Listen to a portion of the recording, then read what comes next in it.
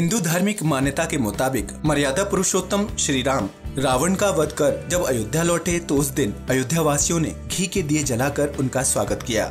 उसी दिन से दीपावली की शुरुआत हुई। बुराई पर अच्छाई की जीत के रूप में दीपावली का त्योहार भारत में बड़ी धूमधाम से मनाया जाता है, ये तो सभी जानते हैं।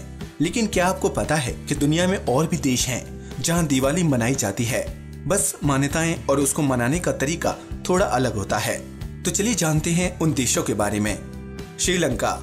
सबसे पहले बात करते हैं भारत के पड़ोसी देश श्रीलंका की, जहां का महाकाव्य रामायण से जुड़ा हुआ है। इसलिए श्रीलंका के लोगों के लिए भी दिवाली का त्योहार बहुत महत्व रखता है।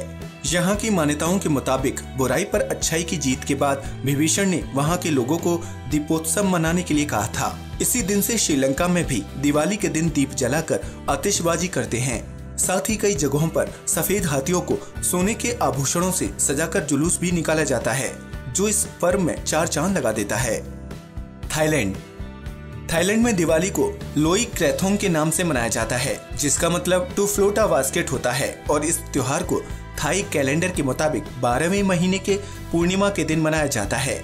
इस दिन आतिशबाजी के साथ चावल के पेपर से बने हॉट एयर बलून्स को आसमान में छोड़ा जाता है। इस त्योहार के दिन सारा शहर रोशनी में जगमगाता है। दक्षिण कोरिया। दक्षिण कोरिया में भी दिवाली की तरह जुजू फायर फेस्टिवल मनाया जाता है, जो फरवरी के महीने में आता है।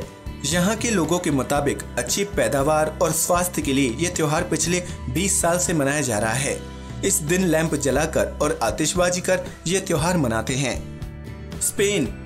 स्पेन में हर साल मार्च के महीने में फालेस फायर फेस्टिवल मनाया जाता है, जो 5 दिन तक चलता है, जिसमें आतिशबाजी के साथ आग के कई करतब भी दिखाए जाते हैं, जिसे देखने देश ही नहीं विदेशों से भी लोग आते हैं।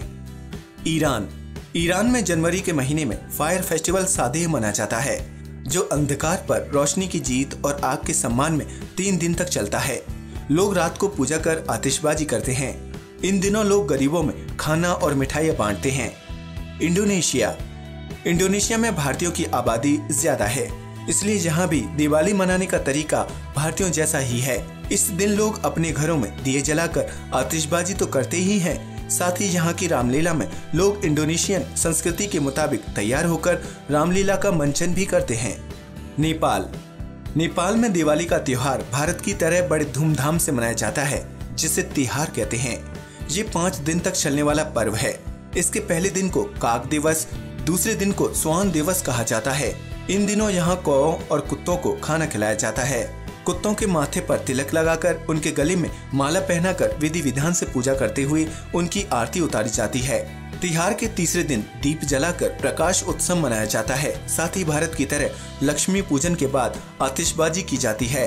चौथे दिन यम पूजा और 5वें दिन भाई दूज मनाई जाती है। सिंगापुर की आबादी का 30% हिंदू है, इसलिए इस देश में 18 हिंदू मंदिर भी हैं। यहाँ की सेरंगू रोड दिवाली के लिए बहुत फेमस है। इसे लिटिल इंडिया भी कहा जाता है, जहाँ सिंगापुर के निवासी और सभी भारतीय मिलकर बिना पटाखों के और दिए जलाकर दिवाली मनाते हैं। जापान में बुरी आत्माओं को भगाने के लिए ओनियो फायर फेस्टिवल मनाया जाता है। ये त्योहार 1 हफ्ते तक चलता है। इन दिनों आतिशबाजी के साथ पूरे शहर में रोशनी की जाती है, जिसमें 6 बड़े फायर टॉर्च भी जलाए जाते हैं। ये फुकुओका के साथ कई और शहरों में भी जनवरी में मनाया जाता है। म्यांमार में भी भारत की तरह भगवान विष्णु लक्ष्मी की पूजा की जाती है। यहाँ ये त्योहार 3 दिन तक चलता है, जिसे लाइटिंग फेस्टिवल ऑफ म्यांमार या थिंडिंग युट फेस्टिवल कहा जाता है। इस दिन भगवान बुद्ध और उनके शिष्यों के स्वागत में घर और इमारतों को दिए और लाइट से सजाया जाता है। लोग नए कपड़े पहनकर नाचते गाते हैं और फिर रात को आतिशबाजी भी की जाती है। ये त्योहार यहाँ अक्टूबर में मनाया जाता है। मॉरिशस के लोगों की मान्यता है कि दिवाली के दिन भगवान कृष्ण ने नरकासुर असुर का वध किया था। इस दिन बुराई पर अच्छाई की जीत के उपलक्ष्य में यहाँ रंगोली मनाकर दिए जलाकर आतिशबाजी करते हैं। साथ ही मिठाइयाँ भी बांटी जाती हैं। आज के लिए बस इतना ही। वीडियो अच्छा लगा हो तो प्लीज इसे लाइक और शेयर करें, साथ ही चैनल को सब्सक्राइब भी करें। नमस्कार दोस्तों।